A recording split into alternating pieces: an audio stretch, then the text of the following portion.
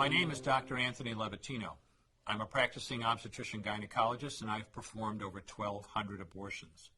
Today I'm going to describe a first trimester surgical abortion called suction D&C, dilatation and curettage. This is the most frequently performed abortion and is used typically from 5 to 13 weeks of pregnancy.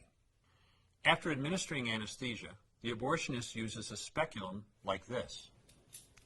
This is placed inside the vagina and opened using this screw on the side, allowing the abortionist to see the cervix, the entrance to the uterus. The cervix acts as a gate that stays closed for the duration of pregnancy, protecting the baby until it is ready for birth.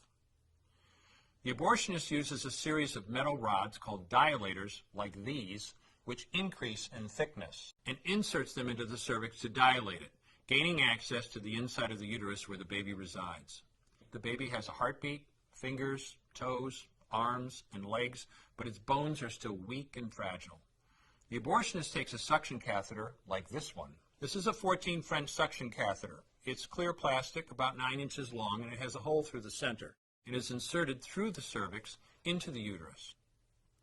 The suction machine is then turned on with a force 10 to 20 times more powerful than your household vacuum cleaner.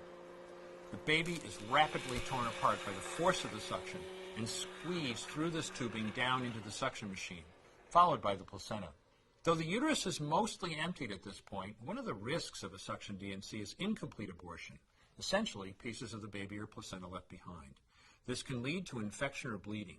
In an attempt to prevent this, the abortionist uses a curette to scrape a lining of the uterus. The curette is basically a long-handled curved blade. Once the uterus is empty, the speculum is removed and the abortion is complete. The risks of suction D&C include perforation or laceration of the uterus or cervix, potentially damaging intestine, bladder, and nearby blood vessels, hemorrhage, infection, and in rare instances, even death.